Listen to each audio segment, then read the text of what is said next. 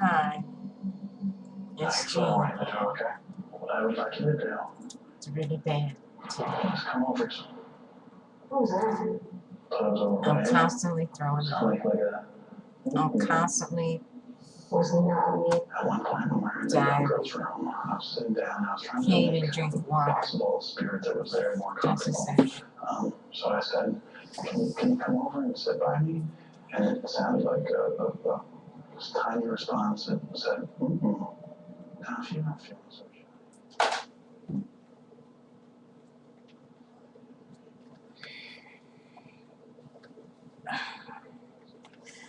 My boyfriend is at work. He has to stay with me at night because I'm afraid I'll have a heart attack or a stroke, and I won't be able to call for help. Can't stay at his place.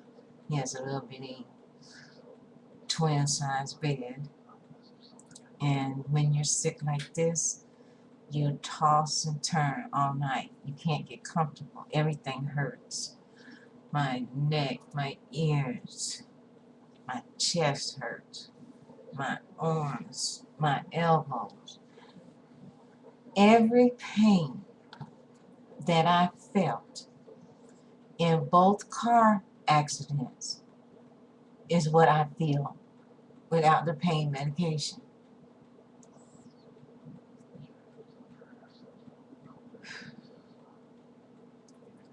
I tried to talk to my friend Justin at Shan's. He's a pharmacist, pain manager, but they've changed numbers over there a couple times, so I couldn't get in touch with him because I wanted him to see this. Dr. Haddad, I hope you're happy. You got what you wanted.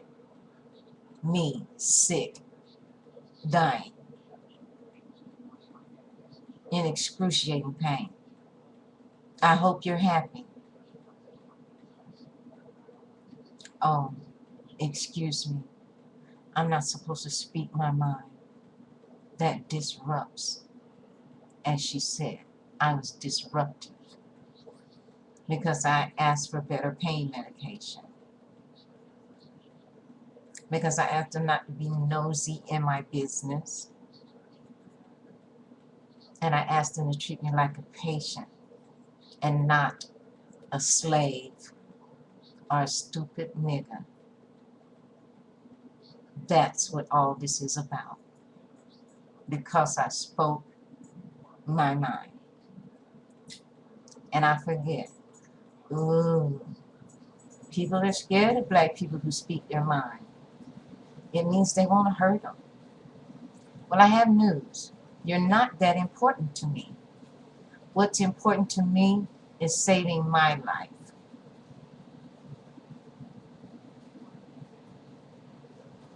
You know you was wrong. I felt bad about it, but it got me a better doctor. Dr. Gaja, I really appreciate everything you've done for me.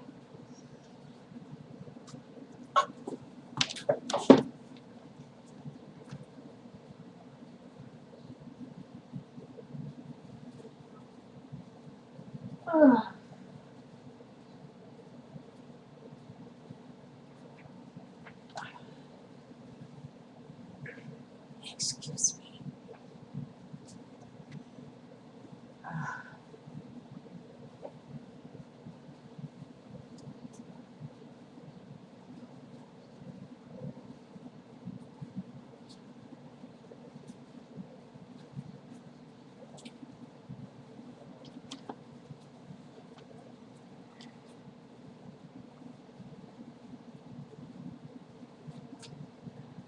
I had a life. I had a career. I was a very, very efficient, very good, very kind nursing assistant at Shands, but they were university at the time. Um, they did something really messed up, so I transferred out. to the PAL Center. That was a part of University Medical Center, doing business as the PAL Center, a medically needy daycare. Children with AIDS, children with birth defects, children of young mothers when they didn't have enough room in the womb to grow. It was horrible, but I love my job.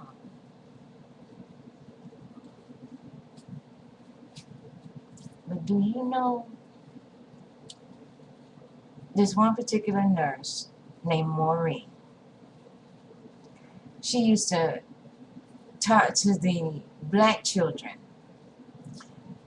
in their cribs or as they were crawling on the floor. There was one little boy in particular. His name was Eric.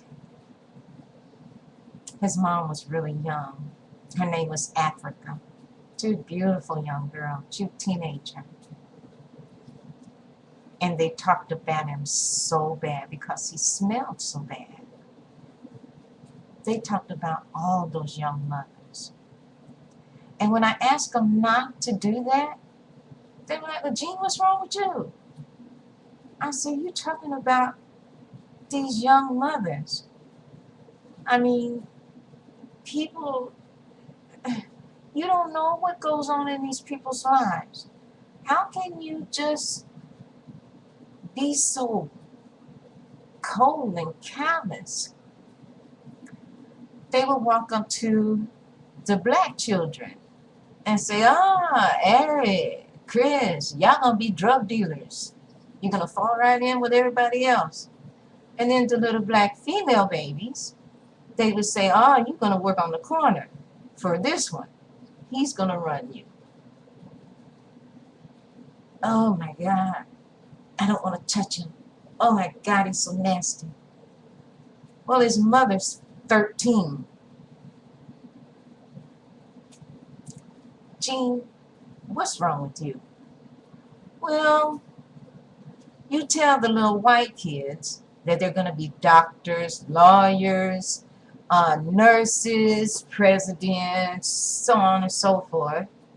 But all the little black children, you would say they're going to be drug dealers, drug users, prostitutes, streetwalkers, and no good for nothing. Oh, they're too young to understand. They don't even know what we're saying. I say, but I know. And as a black woman, it pisses me off. Oh, Jean, we don't think of you as black. Well, then you're not thinking. Because look what happened at Shan's, Dr. Haddad, my other doctor that I wanted back. They all called me nasty names because I spoke my mind. And of course, the white folks took their word. All they had to do was listen. I told them everything that I went through about the apartment manager out here, how, oh my God, it's horrible living out here under HUD. It is horrible.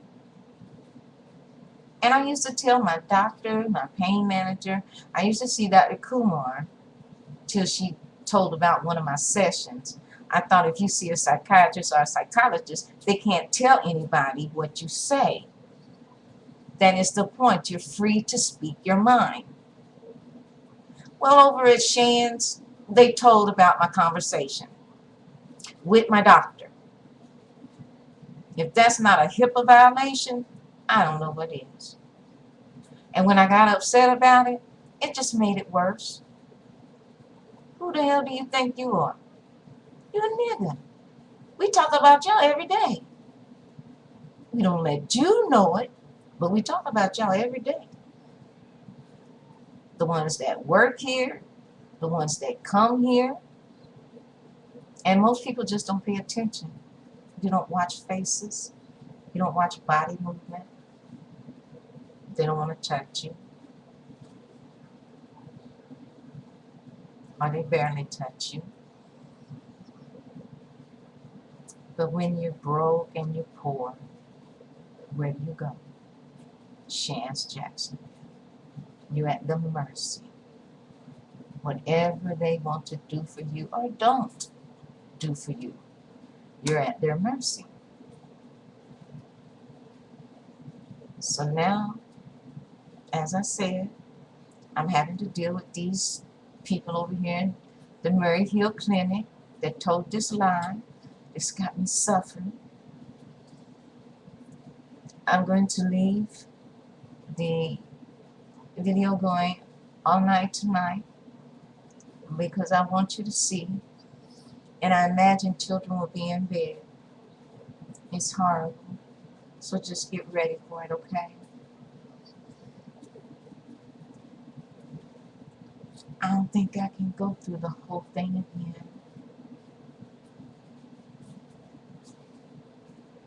I would just like to lay down, go to sleep, and never wake up.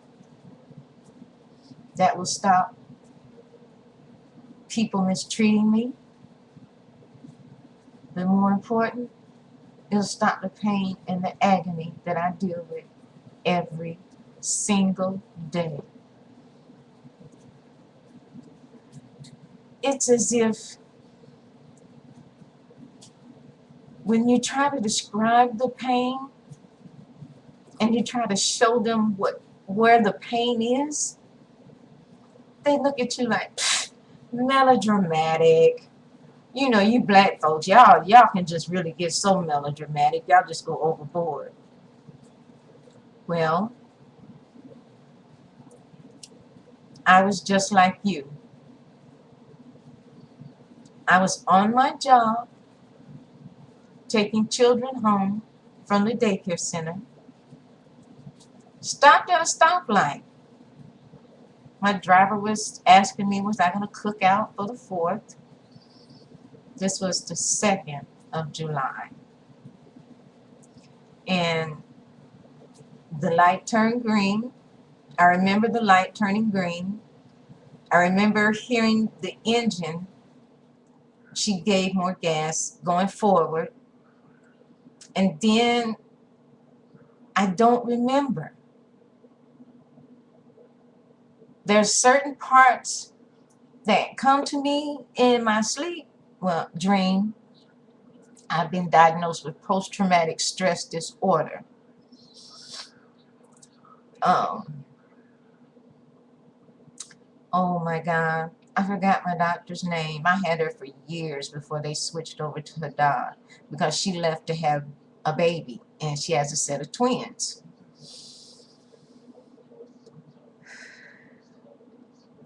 But I do remember seeing my face hit the roof of the van, just smashed. It hurt so bad. My mouth, my nose. And the next thing I knew, I was on my back. And the paramedics were saying, please, please be still, please be still. But nobody wants to hear about that. All they want to do is dredge up dirt and nasty and stupid. Look how crooked my body is. Look at my neck. Look at that. That's a muscle spasm. Do you see that? That's what happens when I don't have pain medication. My body literally turns on me. So, I've got to go right now. I've got to go throw up. I got to poop. Hey, that's part of the withdrawals. You stay in the bathroom. Water hurts. Clothes hurt. But I can't very well appear on the internet nude, now can I? Ugh. Maybe if I had a better body, somebody might like to see it. No. Look how crooked My body is. My boyfriend loves me the way I am. My body is twisted because it's a seatbelt. When I was flung into the windshield, the seatbelt had broke and it twisted my pelvic bone. And it's still crooked. I try not to let it show because people treat people with disabilities and handicaps, if it's deformed or grotesque, they don't want to touch you, they don't want to be next to you, they don't want to talk to you. And just think, today at 5 o'clock, when you leave to go home, somebody somewhere is drinking, snorting cocaine, smoking weed, and driving. And you're going to be in their way. And when it hits you, see my face. I know it's going to hurt. It's going to hurt very, very bad. Yeah. The Monique Bird Foundation was started because she got killed in a car accident. What poetic justice is this? They would never let me take off to see a doctor after I got hit by a car. No, Jean, you can't go today. We have too much to do. Well, we don't have enough staff. Well, no, you'll be all right. Take a couple of Motrin and you'll be all right. Well, she's just complaining because she wants to get paid. And look what happened. She got killed in a car accident.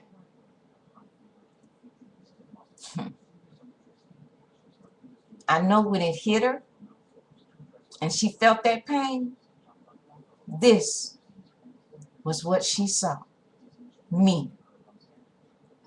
Because when you leave out your door, like the nurse that got hit in the parking lot at Shands by a police officer. Does anybody tell her she's stupid? She's disruptive because she speaks her mind? No, they don't. They probably fired her like they fired me. I got hit. It wasn't me doing the driving and drinking. These are things that I've lived through since I've been here in Florida. This is how people have treated me. And you know, I've never struck back. I've never said a word. What good would it do?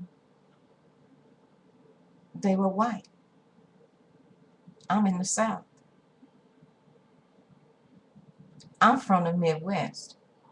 So it's really strange for me. We don't live like this up there. We are respected.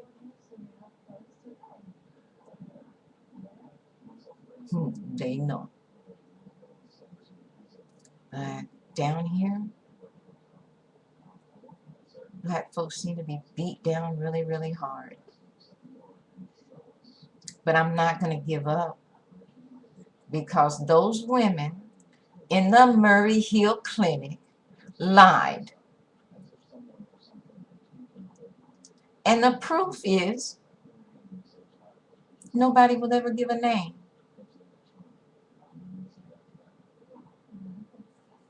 They know they lied. And Dr. Haddad, I didn't disrupt anything. I spoke my mind. You didn't like it. And you refused to treat me. I've just never learned to play the game. Just let them talk about you, let them treat you like shit, and take it. Just like the doctor I went to go see get my eyes examined. His name is Dr. Schwartz. He's in St. Vincent's. He has an office right there in St. Vincent's. When he told me that I get easy, free money,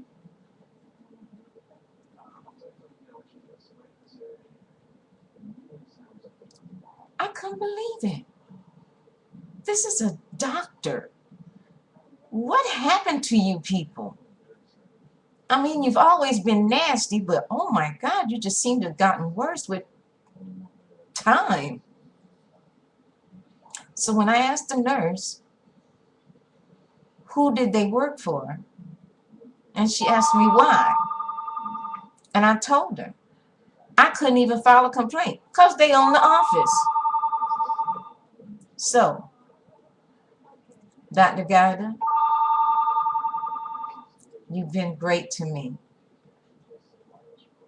Sam and the blonde-haired lady in the Murray Hill Clinic lied. And the black lady, the black girl, you know, for the life of me, I could not figure out why she lied. She said I fingered her. Do people still do that? I mean, I don't even know who she is. I've never seen her before in my life. I've never seen her in the clinic. She's never waited on me. She's never called me back to go see the doctor. I didn't even know who the woman was. And she's standing there in a university sweatshirt and sweats. Not a uniform, not scrubs, a sweatshirt and sweatpants. And I'm thinking, who is this woman? And then it was so stupid because she said, well, Miss Stallworth, you were pulling away. You were leaving. Okay, if I was pulling away and leaving, how did I finger her? And how did she see it if I did it? Do you understand? You cannot be that stupid, world, to know if you're in a car going this direction and there's a person behind you saying that you fingered them. What kind of finger would you have to have? I'm only 4 feet tall. What did she see? Both of my hands were on the steering wheel and I was going to the pharmacy. But I never saw her again. It's like they had her to come up and be the token nigga. Excuse my language. The token black. Well, if a black girl says it happened about another black girl, then it's true. So she's the token black. And she's too stupid to realize it. She told a barefaced lie. Baby girl, when you lived as long as I have, and you do things.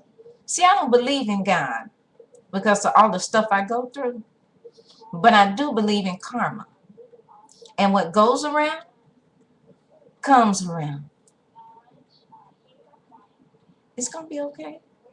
I might be dead and buried, but when it happens, you'll know it. So, again, 4th floor clinic at Shands. You were wrong. I have been harassed by the staff at Shands every time I go to the emergency room. Oh, yeah, the inevitable invisible pain. The only thing that I'm kind of upset about is that Monique died. She didn't get a chance to feel the pain. Well, wait a minute. Maybe she did during the accident because they had to cut her out of something. So maybe she felt what I feel. And if there was a God, I wish he'd do you all the same way. Dr. Haddad. Who is the white guy with no hair and wears glasses? He on a plaid shirt. Who is he? He was just standing around like, I mean, was you a bodyguard or something? I mean, what? Was you gonna beat me up? Throw me down the stairs? What?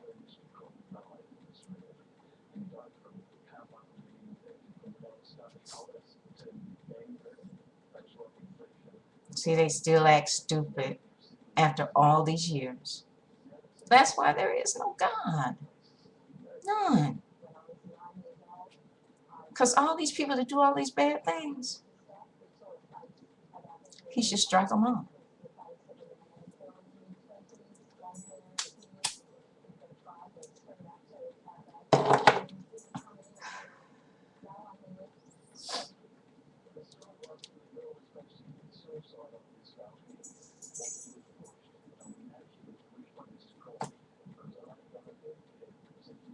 It's so sad. It is just so sad that grown people would act this way.